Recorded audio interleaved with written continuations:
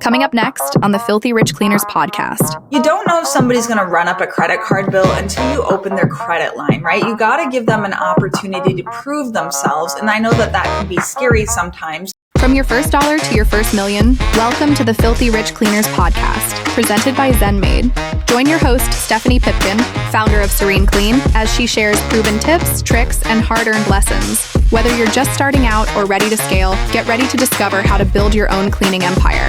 Let's roll up our sleeves and dive in.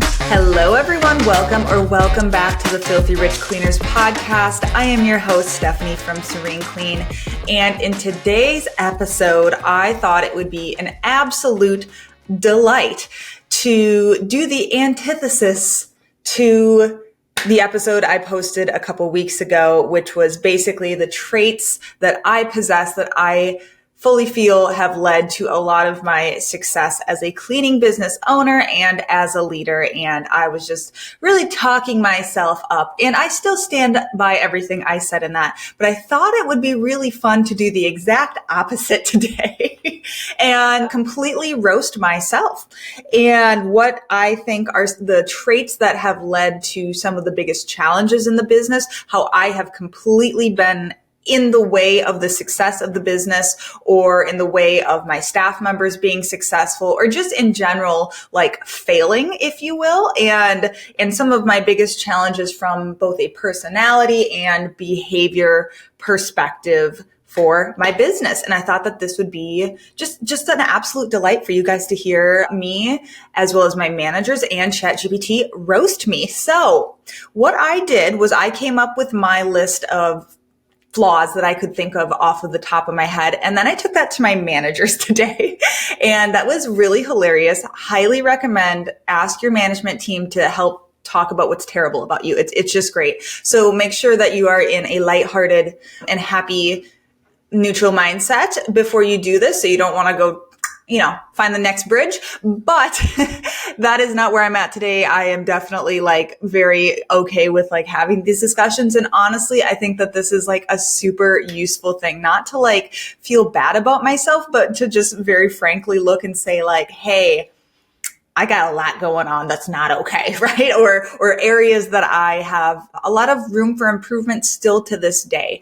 And I definitely feel like I have improved greatly. Remember, I opened my business as a young 20-something with no experience in these types of roles. And so, you're not going to be perfect. You're going to be far from it. And I think it's always good to self-reflect. I think it is always good to analyze, be proud of what makes you and makes you able to do the things that you're able to do and the positives. But we all have negatives, right? And so this is totally playful, but I'm hoping it will be useful to you guys to see potentially maybe you have some similar areas to improve. But overarchingly, I just want you to hear exactly what a business owner who has a, above million, I don't know, what are we at now? 1.3 to $1.4 million a year revenue business. What exactly is wrong with me, and where I have absolutely gotten in the way of further success or downright hurt my business. And these are the traits that I want to go over. And so time for a little humility. So the first area that I definitely was able to see and self-report on is just in general boundaries and people pleasing. That has been an overarching problem area for me, really just as a person, definitely, but obviously then that goes to the business. And I think that it's really important to know yourself and to know what areas you struggle with, because they're going to show up in your business. Okay. 100%. It's very hard to say, I'm good in these areas in my personal life, and then I'm going to be bad at them in my business life. For example, as a good thing, I'm very good with my finances in my personal life. Well, that financial literacy fell into the business, of course. So that is a positive thing. So the flip side of that is when you have problem areas in your personal life or in your personality or behavior or whatever, that's going to fall into your business. So for me, over the years, and again, this is just a a problem for me, Stephanie, as a person, is just difficulty saying no to people and feeling like I'm disappointing them or going to upset them. So this could be to staff or to clients. I've told you guys a million times how jokingly Stephanie is not allowed to talk to customers in a sales way because we will be doing things completely outside of what we should be doing, or we are going to be working outside our service range, or basically allowing other people to pull me in ways that the business should not be going because the person standing in front of me, I want to make them happy, right? And the flip side to this is these traits have helped me also be successful because I have strived for a very high level of excellence, which I talked about in the positive episode of these traits. And so it has been really beneficial of I want the service to be the best, but I think that is actually sometimes coming from a highly anxious place of people pleasing of I can't bear if they're unhappy with me. And so this trait has gotten a lot better over time simply from removing myself from a lot of situations where this is going to come up. And that sounds kind of bad, but I do think that it's not necessarily a bad thing to take yourself out of places where you're not particularly strong in if you can delegate that elsewhere. And actually, Amar and I talked about this in our first interview together. If you want to go watch that, we touched on this of we know what our negative traits are. And if a role in the business can be done by somebody who is excels in that area where we really fall short, then go ahead and delegate that. And so for me, having a layer of management who is stronger in these things or is less emotional or more removed from it has really, really helped of okay, I'm not the one saying no to the staff members now, right? We have the policies in place to point to and just hold them to that. And additionally, my managers are the ones doing that. I am not the one doing that. Very rarely am I getting involved in anything related to that. But for you guys, obviously, you're most likely not there. You're the ones dealing with your cleaners directly. And that's why it's so important to have, your policies that you can point to and lean on if you struggle with this. And on the client side too, if you struggle with this, definitely there's so much power in having policies because then you can just point to and be sorry, it's the policy. It's the company policy, even though you are the one who absolutely sets those policies, right? And I think I've told this story before, but early on in my business, I had a staff member who she was struggling with where she was living and she needed a place to live. And so I literally let her live with me in my apartment. This was in the first year of business. First year to year and a half. So she was living in my apartment with her little chihuahua, and the chihuahua, why am I saying it like that? Chihuahua, her chihuahua, I can't even spell that word, peed all over my apartment all the time. And I completely let her, I guess, take advantage of me, but people will take what you give, right? And so it wasn't her fault. Anybody can ask, but there's things that you can say no to or put your foot down. And then she ended up just leaving pretty much without a trace and ghosting and moving back to Texas where she was from. And she ended up stealing a bunch of money actually from one of my other employees who was in love with her. Long story, and I'm not going to go into more detail to protect anonymity, but she was very good at I guess swindling is how I would describe it, or hustling, whatever you want to call it. She hustled fools because I certainly was one with her. And I took it quite personally, but it's well, she just took what you were willing to give. And that's where it's hard sometimes when you feel like you're doing it out of kindness, where I was really trying to, Bob the Builder her, or, Barbara the Builder is what we could call her. And I've called myself that of let me fix this person. Let me fix their entire life or overextend myself to try to fix what their obvious flaws are. And that has been such a problem for me. And I think that comes along with this whole topic of boundaries and people pleasing, is trying to coddle people so that they don't feel the consequences of their actions. I would say that is a huge problem that I have just as a person in general. And that really comes into play as specifically an employee and a leader, employer and a leader. And I have so many examples I could think of where I tried to deaden the consequences of an employee's actions because I felt bad for enforcing it, and that is such a struggle for me, is like, I really wish you didn't have to do that, because now this is the natural consequence of that action. And it's just really hard for me to hold you accountable right now because it's uncomfortable for me. Right.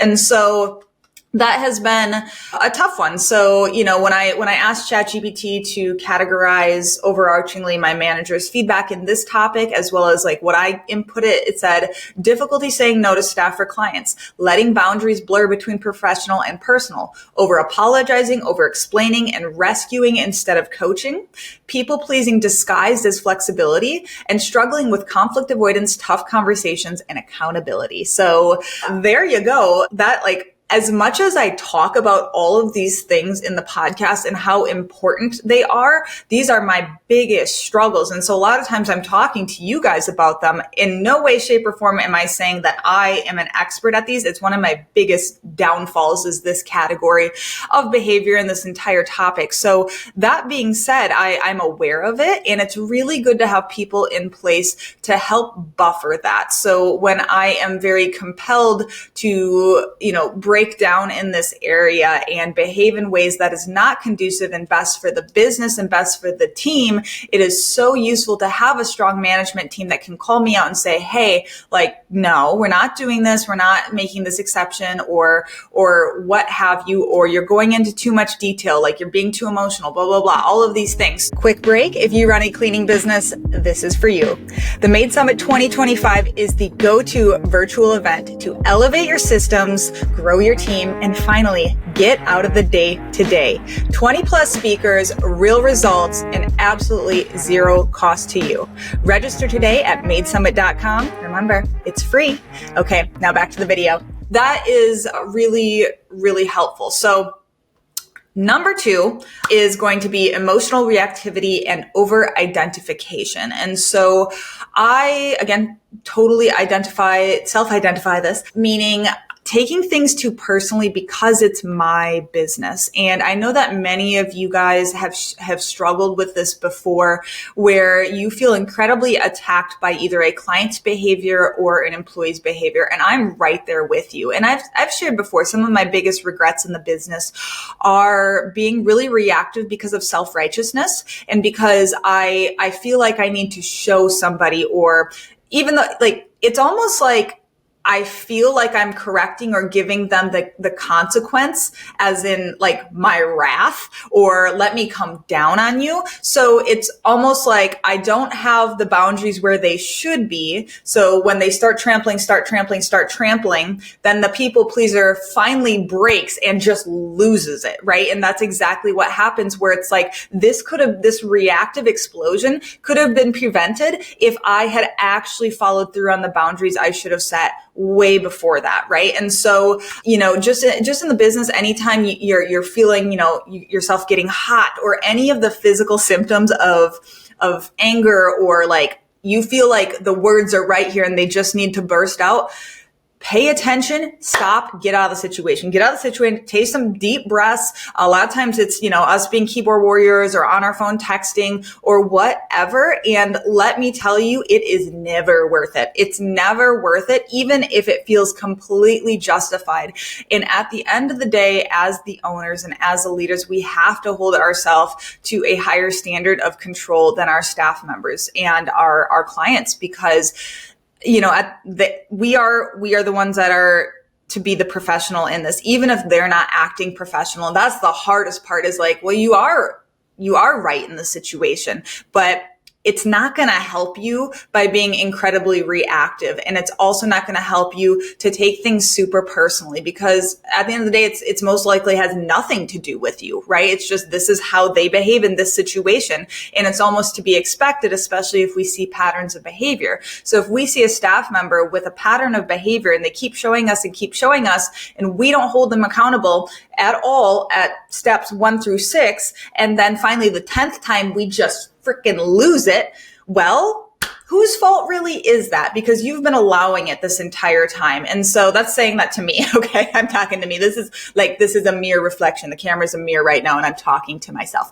So the bullet points here, taking things too personally, feeling client or employee struggles as personal attacks, emotional reactivity, making decisions based on feelings in the moment, carrying others' emotional weight, frustrations, or crises as your own. That's a big one for me, coming back to like the fixer mentality of like, oh my gosh, you're going through this horrific personal thing. Let me do everything in my power. And a lot of times it was a lot of power, meaning in that situation of like, let me just overhaul everything to make it work for you, regardless of how that affects the entire rest of the team, right?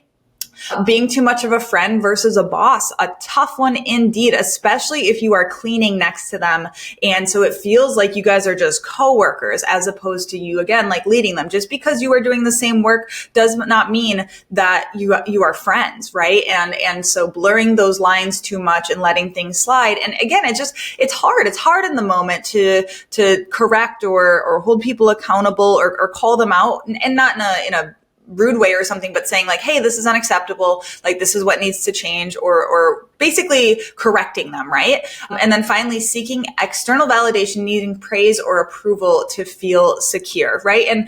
And as I've shared 100 times, like one of my biggest goals or purposes for the business is to create a workplace that nobody has ever experienced before. And like, that is like going to be my legacy, is like, I want people to come into Serene Clean and say, I've never experienced a workplace like this. Like, you guys really care. You listen to me, you're respectful. You understand that I have a family and all of these things. And all of these things are coming from like a really good place. And I truly want and desire those things. But, there is a shadow side to that of like, how much is that because I want to be told, Stephanie, you're a good boss, or Stephanie, you've built something amazing. Like, and there is some ego in that. And I don't think that necessarily you can just be egoless. I'm not sure on that, where that comes from, but it's like, okay, if you're just looking for everyone to tell you like, oh, you're so good at business, you're such a good leader, you're such a good boss, you're such a good person, right? If you are just waiting for other people to validate that,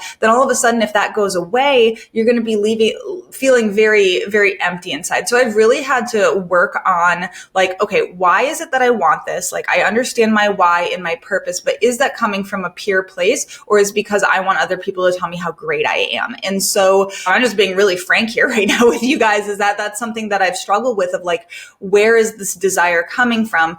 And whatever feels you in the beginning, I think is like, it is what it is. You can use bad, you can use good if it gets you to point A to point B. But then once you get to point B and you're able to maybe work on that a little bit, I think it's a good thing to reflect and say like, okay, like what is the purpose behind this, and what is the reason? And I think it is good to have things you can be proud of and have pride in, but don't let that pride be at the expense of other things, because you cannot self-validate, right? And that's where I'm just really trying to focus on like, I'm doing this because I feel it's the right thing to do. It's something that I'm proud of, but like, I don't need other people to tell me that. I know what I'm doing, and I know that I'm doing good work.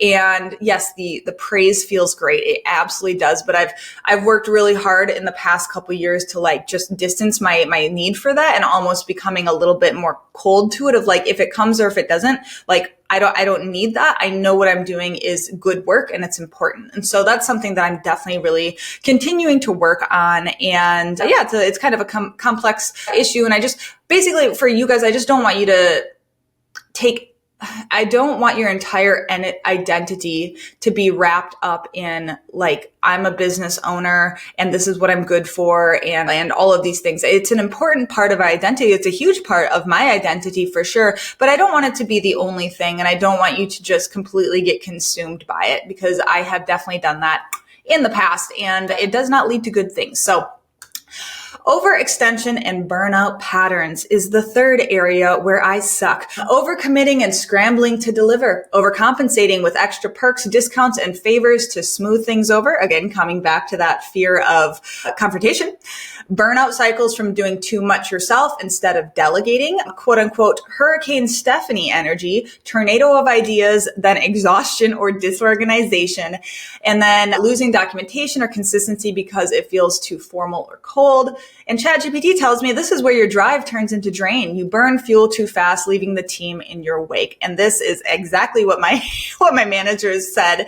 And actually, Amar introduced me to the concept of being like what does he call it? A CEO seagull. Basically, you fly in, your team's doing their thing on the beach, and you, seagull CEO, come in and poop all over them with your ideas and then fly away, right? Leaving them covered in shit. And so that is 100%. I am the seagull. The seagull is me. I do that all the time where and I've talked about this in my interviews with my managers, particularly Crystal. I think we talked about this, of how that is a huge flaw of mine. And again, I'm not going to try to blame ADHD for all of this, but it is relevant.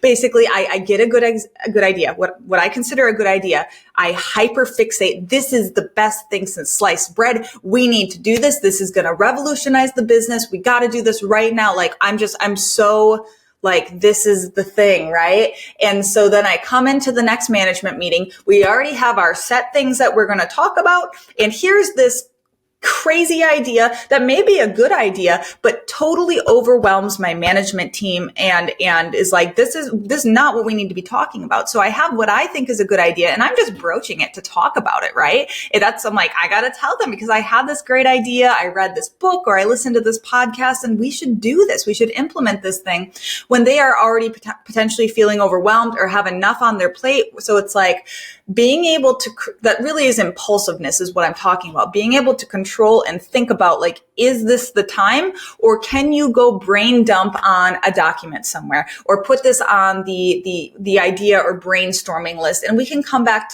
to this later. And for me, I've discovered that really helps me like scratch that itch of like excitement. And honestly, a week later, I've already forgotten about it. So was it worth it to put that overwhelming sensation onto my managers and just word vomit all over them and get all excited about this thing that we do not have the capacity to implement right now? So was it worth it? No, it's not worth it. And so I think that's one thing that I've really, in the past year, I would say, just with, being vocal and sharing about how that feels to them, it's really helped me realize that, like, I am morphing now into like, okay, this is more a CEO thing of being able to discern what is relevant information right now. And this is going to be a struggle that I have, as a person, I understand that, but I'm definitely working on it, of trying to be discerning of like, not right now, Steffi, not right now. You want to get this idea out somewhere, go write it down, right? Go put that in the shared document that we have of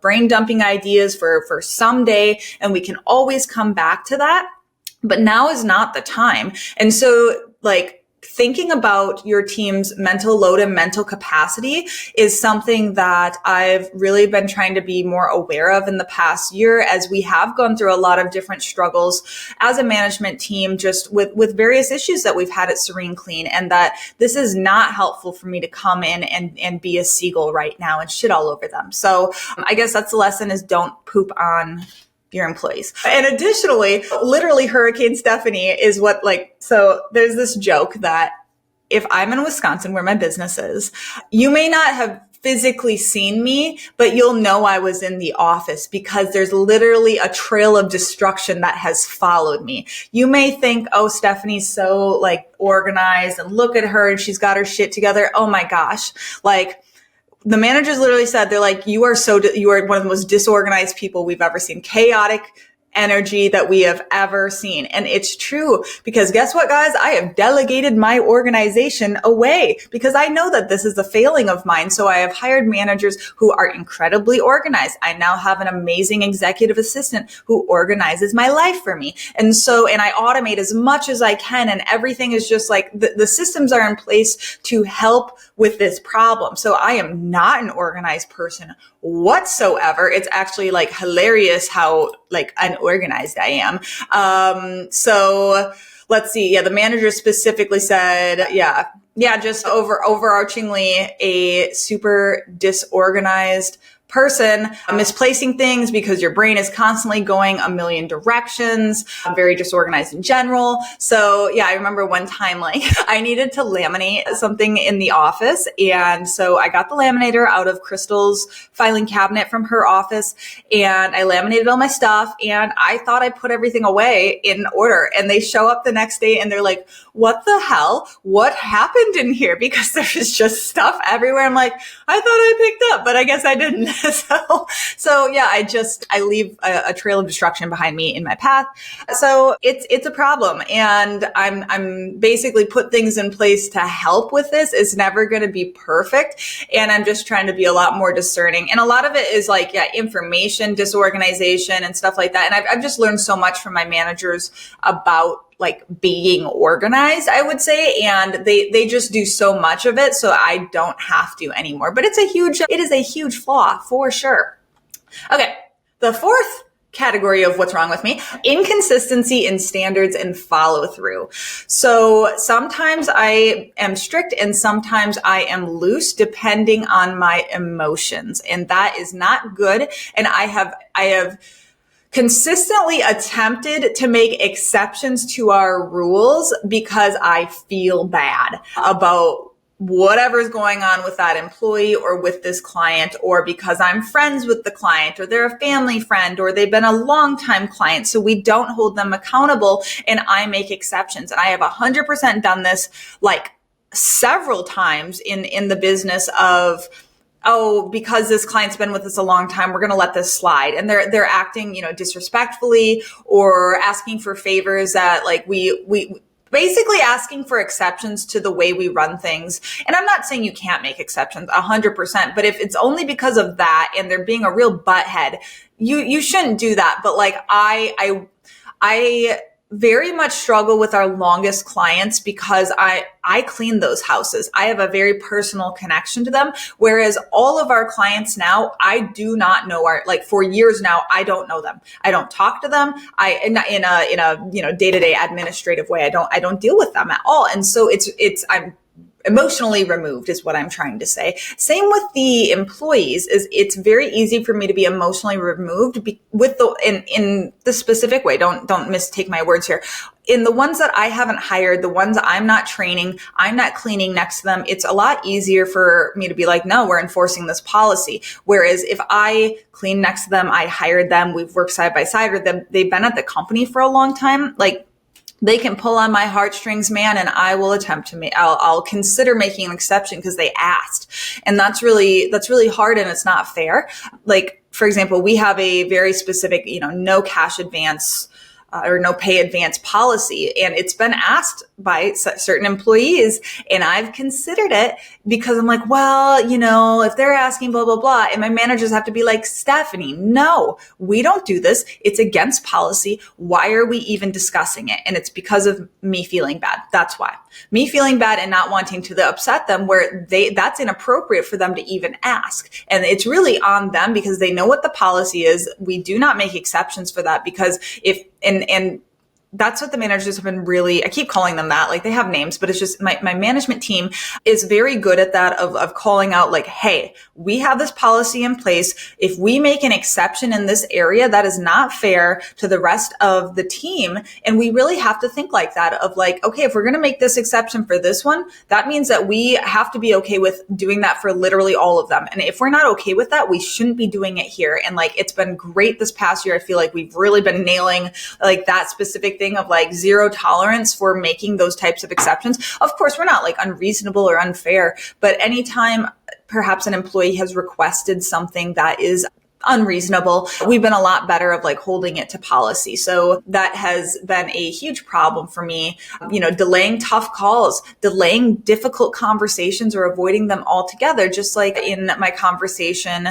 with Mr. Robbins, Mike, we talked about how, what are the hard conversations that we need to have? Because we're usually just one hard conversation away from like a great relationship, whatever that may look like, right? And so that's something that we've been really like focusing on in our weekly operations meetings is like, is there any tough conversations that we need to be having? And luckily, again, I have an HR manager who is very capable of having difficult conversations. But for myself too, it's been just like a focus on like, okay, like what's on the other side of a hard conversation that we may need to have, right? Or holding somebody accountable, and because we're scared that they're gonna quit, and if they're not doing things up to standard and they're kind of holding us hostage because we're afraid, then that's not what we need to be doing. That's not the strong leaders that we need to be and that I need to be. Let's see, if other things related to inconsistency, switching directions quickly, disorganized, distracted, misplacing things, that kind of comes back to like the third area, but truly just for me of like being very squirrely of like, well, this week we're working on this and then next week we're working on this and all of these things, but not finishing anything. I was the queen, actually, just in general. Okay, again, ADHD, we're going to start a bunch of shit and we're not going to finish any of it because the dopamine has worn off and something else shiny has come along. So I really, really struggle with that. And so that's been a huge thing this past year, is having focus and actually laying out for the year, like what are the projects we're going to work on in quarter one and quarter two and quarter three, and obviously being okay with changing that if necessary or postponing, but not bringing more on. That's funny. Not bringing more projects on, and just because it feels like we should, or because we had the idea or something came up or whatever. So like being able to pivot, but not being very judicious with that and being strategic and not having it come from a chaotic energy. And that's definitely like something I have struggled with a lot. And that's the final bullet point of that topic then, is overwhelming the team with too many half-built ideas, or also jumping the gun and maybe sharing something with the cleaning team before the idea is fully formed. That's something I struggled with too, is like, hey, hold your horses. We haven't established this yet. Don't talk about it. The policy's not ready, or the software, we don't have it completely ready, or like, well, I'll be like, oh, we can get to this next week, right? And they're like, whoa, no, this is not, we don't have enough information, or we haven't built the system yet fully and actually thought about this all the way through. Or like for me, like I'll give you an example, we're adjusting our client guidelines and I'm like, okay, great. So those will be ready for next week, right? And Katie's like, no, we need to look through this. And I want to make sure that we're doing this once in the next 6 months, not we do this half-baked attempt at it. And then in a week, we realize that we missed a bunch of other updates that we want to put in that, which is going to annoy the clients and it's going to make us look dumb, right? So my desire to rush, and that, like, remember what I talked about, the positive of like, I am very quick to action, right? Like, here's the shadow side of this. Here's the bad of that, right? Is that means that I am going to push things through before they are actually ready or before it's actually wise. And I think that this trait was good. This call to action and very quick to do things was positive in the beginning. But now as my journey has gone on as a cleaning business owner and as a leader, it is actually like I'm seeing more detriment to that, and like being wise and slower, I think is a much more positive trait. And I'm really trying to create that in myself. And it's not going to be perfect ever, but I'm a lot more aware now of the detrimental sides of that. And then finally, the last area where I suck is control and delegation struggles. So avoiding delegation or taking on too much myself, fixing problems for others instead of coaching them to solve it, timing mismatch, bringing ideas before others are ready or able to execute, struggling to trust team decisions fully, sometimes redoing work. This is the I can do it faster myself trap, which limits scaling and keeps you in firefighter mode. And I think that I have this is an area where I've done a lot better since, even just reading certain books, like Buy Back Your Time, that was really helpful when it talks about delegating, and like my focus on excellence, and like I want us to be the best, right? And so that comes with the negative of this, is sometimes you can be really controlling about things and too controlling. And so trying to find the balance of where does that line go, allowing people to make mistakes. Cause I'm so I don't want to get complaints. I don't want to get it to that point. So I just, as we all don't want that, but allowing people to mess up, that's something where it's really important to give them that responsibility. It's like, you don't know if somebody's going to run up a credit card bill until you open their credit line, right? You got to give them an opportunity to prove themselves. And I know that that can be scary sometimes. And so then instead of letting that happen, we try to control, or we try to hold back from allowing them full responsibility of their actions and letting them be the adult that they are. And so this definitely can hold you back from scaling. This can lead to huge burnout problems because you're just trying to do too much yourself and thinking that other people cannot do it as good as you, or you're afraid of the ramifications if they do mess up. And I'll tell you, like, you're not going to get anywhere if this area is something that holds you back, because you can't do everything. And it's a very arrogant thought process of saying like, oh, nobody can do it like me. That's not true, right? There's very few things that I can do that other people cannot do. Really, I can't hardly think of any of them. But even like the concept of like, one of the things in that book, Buy Back Your Time, that I really love is the topic of like delegating something and delegating 80% of it. And what that looks like is you spell, like, say we're trying to have a VA take over the estimating process, right? So what we do is we explain and show them which is the first 10% of it. You let them do 80%, and the final 10% is you coming in, checking, finalizing before the estimates get sent out, right? And this may be fully automated and fully delegated at some point, but I've really taken that to heart of like, how can I push off 80% of this thing to somebody else, most likely my virtual assistant or my executive assistant rather, and or the managers, where it's like, okay, do I need to be doing this, or could it be automated at least to that point as well? And so maybe it's not fully automated or fully delegated, but how can we get off all of the work that anybody could do with good instructions, and you just have that first starting and the ending point, touch point of, okay, checking it over and making it sure it's how you like it. And then the thing is, once you start providing that feedback, you'll have to do less and less and less of like, okay, you did it this way, tweak it. And then they learn and they do it how you would. And so you have to do less of that task over time. So that's been a really helpful mindset shift for me, is doing it in that manner. And so I think that of the 5 areas, this is the one that I've made a lot of progress on, and I've had to relinquish a lot of control just by the nature of what I've done, meaning working remotely.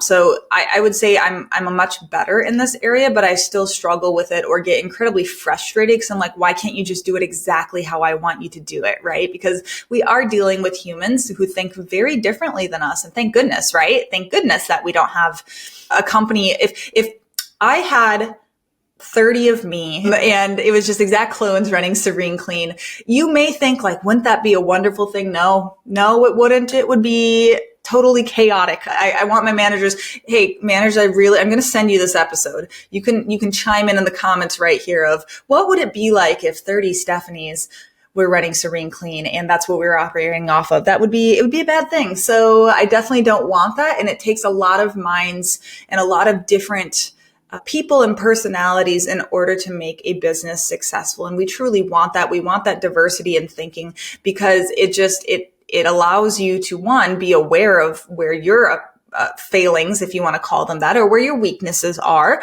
and let people shine in those areas, because we need to have, plenty of different types of skills. And I'm so grateful that I have that. And I'm so grateful that I have a management team that perfectly meshes with my personality, because though I have these positives, and if you are like Stephanie, you're just shit talking yourself. It's like, yeah, that's the point of this episode. If you want to see me go praise myself, go 2 solo episodes back, and you'll be able to see that. I think episode 68, I believe, is where I'm talking about like my traits that are just like positive and fantastic and wonderful. These are the negatives, guys. And these are the areas that I still struggle with today. So as a reminder, overarchingly, here's the review. 1, people pleasing and weak boundaries. 2, emotional reactivity. 3, overextension and burnouts. 4, inconsistency in standards. And 5, delegation struggles. All right. I have sucked in these areas for years. I'm working on it. I'm aware, but just because you're aware doesn't mean it's going to get fixed overnight. And especially, it's easy to say, yeah, I'm going to be better at this, until you're triggered or you're in a situation where you're confronted with somebody who is unhappy with you. And some of you guys may be like, I did not struggle with that at all. I don't know what you're talking about. But I implore you, this might be a really good exercise, especially if you use ChatGPT on a regular basis. Ask them to roast you. Ask them, like, from all the things that I've said to you and shared with you, like, what are my biggest weaknesses that you could potentially see? And it depends how much you share with ChatGPT, but I use it a lot. And so it was really helpful. And if you don't use ChatGPT, like, hey, invite your friends or family over or send them a message and have some wine and be like, listen, guys, what's wrong with me? That sounds crazy. I know. And my managers literally were like, is this a trap? I just was like, hey, I'm recording this solo episode about my worst traits. Please insult me to the best of your ability. This is what I'm thinking. And so I listed out the ones that I saw and then they added to it. And it's really, really funny to me. And I think it's really helpful to be able to have these conversations with people. And if you literally can't hear this, then about yourself, and I question your ability to be a leader, because I think that if our egos are too big or we are too sensitive to feedback and we can't hear this, then we have a lot of area to grow. Because if we can't even hear this, then how do you think you're going to actually be able to improve these areas at all? Because you won't even be confronted with them, right? So I think it's a really useful exercise if you want to implement this in any way. Actually, when I was in college, personal branding was one of the classes that I took in my marketing degree. And this was one of the assignments that we had, was they had us do or send out to like the 10 people closest to us in our lives. They sent out this like anonymous survey, and it basically was to find your negative traits. And it was like this, and it was very useful. And a lot of the feedback was exactly what we're talking about here. It's just been